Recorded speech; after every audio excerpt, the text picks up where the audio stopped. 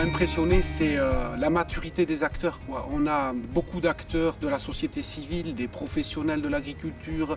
On avait aussi un distributeur qui a fait un témoignage quand même qui était très touchant parce qu'il était au cœur de son métier. Si moi je suis fort, les commerces locaux seront forts et les agriculteurs seront forts, nécessairement.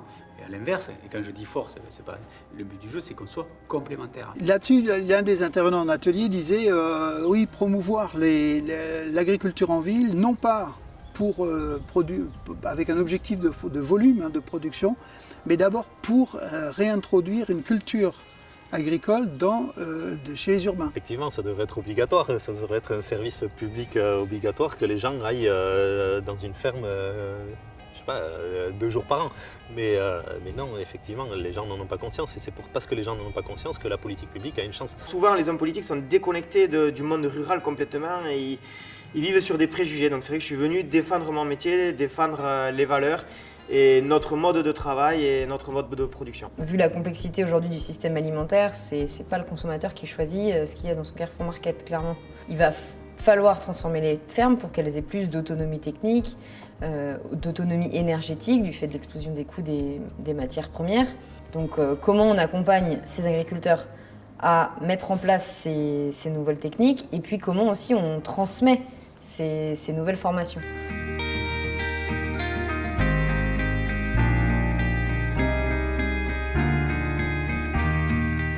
Moi je vois pour mon cas personnel, comme je l'ai déjà dit, sur Rondres par exemple, j'ai perdu 13 hectares de culture. Et il y a d'autres exemples sur mon canton, dans le Seigneurs, où l'urbanisation fait perdre des dizaines et des dizaines d'hectares, voire des centaines.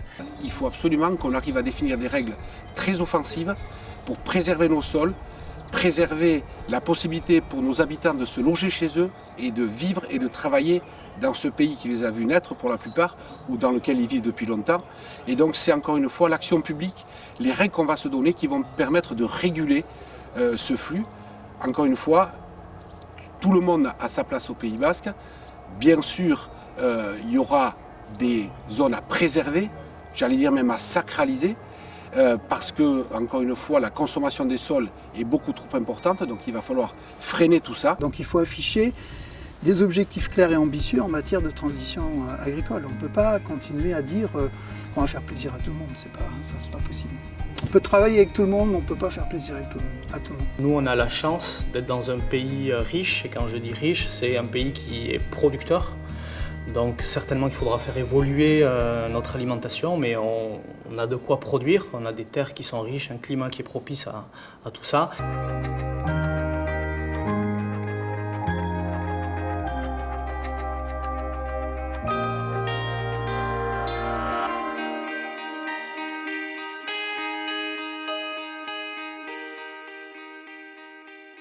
Dans tous les domaines, il y a des marges. Ce que je crois, c'est que plus on attend, plus ces marges vont être contraintes, bien entendu. Que le changement climatique qu'on voit aujourd'hui, c'est celui qui résulte des émissions du passé, des émissions d'il y a 100 ans. Donc le changement climatique de demain, c'est celui qui résulte d'émissions déjà parties, sur lesquelles on n'a pas de prise. Là, ce sur quoi on a prise, c'est sur le changement climatique dans 100 ans. C'est-à-dire la terre qu'on laissera à nos enfants. Oui, il faut recentraliser sur la France certainement beaucoup d'activités, mais le circuit court, il est totalement complémentaire à la grande distribution et vice-versa. Je suis d'accord que le système en agroécologie ne permet pas aujourd'hui de nourrir la population comme on consomme aujourd'hui. Par contre, en changeant nos régimes alimentaires, on est capable, avec des systèmes d'agroécologie, de nourrir la population en quantité suffisante et qualitativement et dans un système durable qui prend en compte les dérèglements climatiques, qui permet de remettre en place une biodiversité, etc., etc. On se doit d'avoir un prix juste et équitable qui permette de préserver la pérennité de nos fournisseurs et de nos éleveurs. C'est des sujets qui sont extrêmement importants pour l'avenir et donc j'espère que la politique publique sera capable de comprendre leurs enjeux et de les identifier et je voudrais qu'on soit capable de mettre en place des politiques publiques qui soient suffisamment long-termistes pour avoir vraiment un impact. C'est-à-dire qu'il faut que ce soit au-delà de l'échelle d'un mandat et pour engager vraiment une réelle transition d'un territoire pour créer un futur.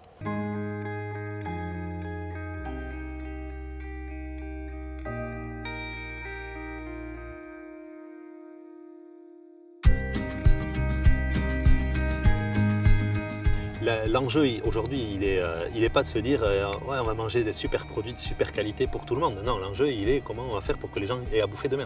La nature nous a imposé un certain nombre de marqueurs très forts. Le développement de notre territoire en mode accéléré et la consommation des sols aussi nous ont alertés. Et donc, quelque part, ce qui va arriver maintenant, ce nouveau regard qu'on va porter sur notre territoire, ces nouvelles habitudes qu'on doit prendre, c'est plus du positif que du négatif finalement. Je suis optimiste de me dire que sur une journée comme ça, il y a des gens qui ont envie de se mobiliser. Je suis optimiste parce que c'est beaucoup plus fun de se dire qu'on va chercher une solution et que ensemble on va essayer de trouver des actions qui vont permettre de changer les choses. L'alternative qui serait ne rien faire, puis par abattement, par découragement, elle n'est pas envisageable. Mais ça, tout le monde en a conscience. Encore une fois, c'est les contraintes d'aujourd'hui qui feront peut-être la meilleure qualité de vie de demain.